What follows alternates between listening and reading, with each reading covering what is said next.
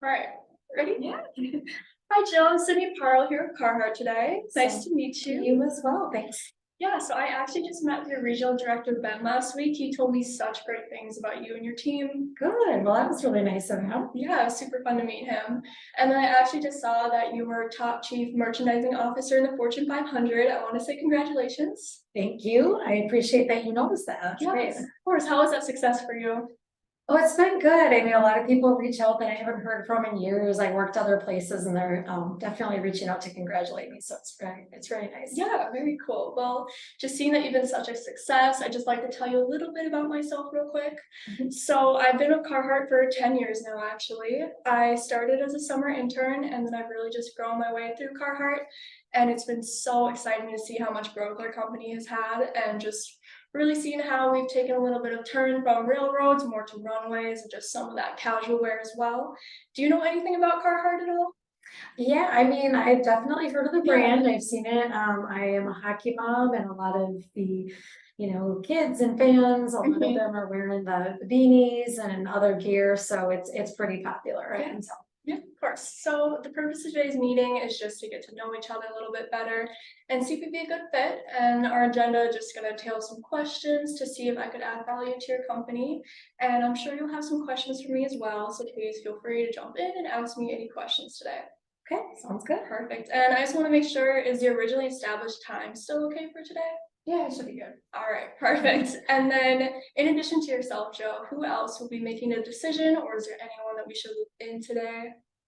Not necessarily today. I mean, Okay. if I decide to move forward with a new brand, we would meet with our buying and design team. And then we can go over details on the exact amount, styles, product placement, things like that. Of course, that sounds great. All right, so I just want to jump into a few questions here, see what your company is all about. So, Joe, what departments are currently bringing in the most profit for you? Which departments? Yeah.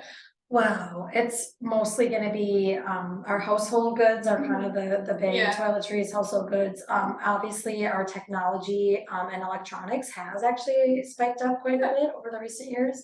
But it's usually the household goods and food that bring in the biggest amount. Of course. And then what was the last time that your men's clothing line has been updated? It is updated every 3 to 6 months. That can be small tweaks with product placement and seasonal options. And it can also include adding additional brands as well. Perfect. And then, so which of your current men's clothing line is bringing in the most profit for you? Our biggest profit's going to be Goodfellow. Goodfellow, okay. Yeah, we do pretty well, and it's not just necessarily amount of sales, but we make more off of that than we do from other brands. Yeah, for sure, of course. And then, so how many customers do you think on average shop at your stores per day? I honestly don't know, like per store. We do track that. I mean, it's gonna be dependent on like the metro, and I would say our traffic has definitely increased last year compared to year. Obviously, there's reasons.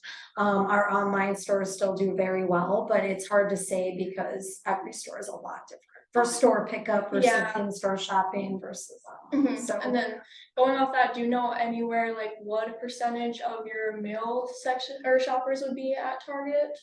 You find mostly females? Yeah, I mean, overall, our target audience is 60% of them are females between the ages of 18 and 44. So we still have a good amount of men at 40%, and they tend to be in that younger demographic as well. Okay, perfect. Sounds good. So what do you think some advantages and disadvantages are of your current men's clothing line? Advantages and disadvantages, I would say we keep it simple, so it's really easy to just add a little bit of differences in colors and sizes and then change it seasonally. So like the everyday wear is kind of the theme. The disadvantage to that is that there's not always popular trendy things that people might be drawn to, so we're trying to increase a little bit more of that. Yeah, of course. Going off that, you said you're more casual wear, so do you have any like work wear at all? Not a full line of like workwear, but a few items that may be, considered in that, especially like gloves and hats and winter wear when it's that season. I would say some might fit in that category, but not a full line. Okay, perfect. Yeah, so that sounds great. And so what do you think your biggest challenges are in turning over your men's merchandise? For turnover, I would say a lot of it's, the basic items have pretty high turnover. But I would say for the other items, it's really hit or miss depending on if we hit the trend that season. Okay, If yeah. we find, popular colors and trends and things that are gonna sell well, we don't know really till it's in store, so it's just Okay. kind of hit or Do you miss. feel like you're losing a little bit of a profit off some of those products that aren't turning around really quick? Oh, sometimes, I mean, Yeah. when we have a whole bunch that we have to like ship out to secondhand stores or we do clearance and they don't sell within that season, we're definitely taking a hit on that. Yeah, of course. So going off the clearance a little bit, I did a little research. I saw that you maybe bring your products to salvage stores after, if I'm We not do, told. Is that mhm. true? Yeah, of course. So what do you think will happen if you continue to bring some of those products to salvage stores? Do you feel like you're losing a profit on that? Well, we definitely are, yes. So we do that as like a give back and, Yeah. donation. We do for some items, if there's a limited number left of them, we do try to get the clearance just because we'll redeem a little bit of the Yeah, a little bit profit. of profit. But yeah, we don't like to see items that huge amounts from all our stores are ending up there. Yeah. That really does hurt us. Of course. And then, so what happens to your men's clothing when it isn't being sold? Does it just go straight to clearance and then after that to salvage stores? Yeah, it depends on the amount, The amount, but okay. usually we'll do a short stint in the clearance items, and if they don't sell by that end of season, we need the space back, so we Yeah. do have to get rid of it. So how long of a time period do you think they stay on the clearance for? It depends store to store and like what the length of the season is, but we probably just like a few weeks. Okay. It's not too long that we give it. Of course. So what kind of complaints and returns have you experienced regarding your men's clothing line? I mean, I'm not too concerned on any like particular items. Okay. It's more just the ones that don't sell that have to be shipped. I'm Yeah. not too worried on like the returns and things like that. It's pretty Yeah. average compared to the rest of the store. Has there been any like durability issues at all with those returns or just standard? Yeah, I mean, I feel like for the price point, we do fairly good. Obviously, we have pretty low price on some items, so they're not going to last 5 to 10 years, like the Yeah, of cotton course. shirts, but I think we do pretty good for the balance between the two. Sounds great. And then do you have any concerns at all, just being that Target's majority female and beauty products at all? I don't, I mean, it is the biggest part of our demographic, so I feel pretty comfortable with like the mix that we have in our stores right now. I think we just need to improve how well we do within each section. Perfect, yeah, of course. And then do you think that you just have some room for opportunity to maybe increase some male customer satisfaction at all? I do, I think Okay. that's something we're consistently working on. Perfect, sounds great. So Jill, if I could just show your product and your men's clothing line that would really enhance that department, would you be interested in taking a look at that? Sure. Perfect, sounds great. So I just have a little presentation for you here today. So I'm here at Carhartt, as I mentioned a little bit earlier. So we are a family-oriented business, and we've been in business since actually 1889. And we've just been really dedicated to serving our customers for actually over 130 years now. And along with that, we really have upped our game. We like a little saying, railroads to runways. So we started as like the bib overalls on the railroads, and then more around, I think it was the 1970s and the 1980s, we took a little bit more turn towards not necessarily runways yet, but more casual wear, just getting into like every men's day average product, just dads around the house and everything like that. And then really recently we have seen some runway action a little bit with Carhartt as well. So we've really just taken a turn in development throughout there. And so this is the products that I have with me today for you. So I want to start off with our knit beanies, and these are just really, it's a rib knit and it's just designed for warmth. So if you want to take a feel at this, you can see how stretchy it is. It's very versatile and durable as well. So you can really see these anywhere from football stadiums, like you had mentioned earlier, just every day around the house. And I'm sure you've seen some people wearing them in Target as well when they're shopping. Oh yeah. Super popular among the younger generation too. And then next I have a mid-weight sweatshirt here. So this has really nice cuffs around the sleeves and the waist, and it really just helps keep everything warm inside. And then we also have Carhartt Strong. It's triples strong stitch, so everything just very durable. Sometimes if guys are just outside really rugged and hard on it, it tends to last a very long time as well. And then it's just everywhere from job site to casual wear. Yeah. Do you see how some of these products maybe your customers would be interested in at all?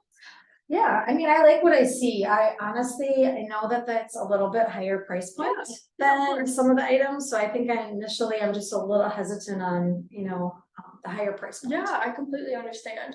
So yeah, would you like to talk about price just a little bit further along if that sounds okay for you? I have a whole slide, we can go over that. Yeah, I Do you wanna mean, touch on it now? sure, why not? I'll skip here. So here's a little bit of our pricing guide that we have. So our knit cup beanie is $19.99 on average, and these prices here are just what we sell for retail personally on our website. So we really have a lot of flexibility with how we want to do that in your Target store. So here's a little bit of just a sample profit margin that I made for here. So if we do big bulk orders to your stores, we can really decrease the upfront cost of what we're paying for you. Just the larger shipments we get in, the cheaper that we're looking at for that. Okay. So we could see, this is a little bit of what we've done for Walmart, one of your greatest competitors. So this is just how I sampled it. We have like an average upfront of 10, and then we could maybe retail it for $24.99. That's up to you guys of what you want to sell it at. But for most of these, we're looking at a 60% profit margin for the beanies, and then about 50 for the sweatshirts. The Detroit jackets are 40%, and then also the short sleeve that I have here for you would be at about 57% profit margin. Okay. Yeah, I mean, it looks, that part's good. I guess I'm more worried on like the price point for the consumer. Like, do you think they're like the market we have is gonna be willing to pay? Yeah, of course. I personally have seen a lot of great success in all of these stores here. So just going off Walmart a little bit, they're a huge competitor to you guys and a little bit more of what your consumers you see every day as well. So we have had huge success with Walmart and seeing how much they have turned over their products. So personally, I don't see this being an issue for you on price. And then that, what I showed you, that profit margin was a little bit of where Walmart's is sitting at currently. Yeah. And we're seeing high turnover pricing for them. So I think that it would be a really good fit for Target. How's that sound for you? Yeah, no, I mean, that actually makes sense. I Yeah. just, really like the Carhartt brand. I just wanna make sure it's gonna go over well. Yeah, of course, for sure. Did that alleviate that concern a little bit? Perfect. Well, I would really love to get you down for about 100 of these in all your Northwestern stores, and we could get that in about October 23rd, if that would sound good for you. Yeah, I have to look at where we're gonna place them first Okay. in the store, and I'm not sure if I wanna do for sure all 4 items, because I think you had 4 that you picked out for us. So we also have t-shirt and then the Detroit jackets. Okay. So one possibility for the t-shirt, actually, we're looking at this one is our heavyweight, if you want to give that a feel. So we also have a midweight that we could do, and that would just really help. We could switch that out. So once you get more towards like October, you could have in that heavyweight, and then once more towards the summer, we could do that midweight again. Just have a little bit of a thinner feel for that. Okay. Yeah, so let me look over, I'd love to look over all the color selection, Yeah. and then let me look at like where I'm gonna look at product placement. Yeah. And then, I'm looking to maybe probably about 3 months out before it's in store. So we can make some steps before that. Yeah, of course, that would sound great. We'll get this in about 3 months. Yeah. Perfect. Thank you so much. Thank you.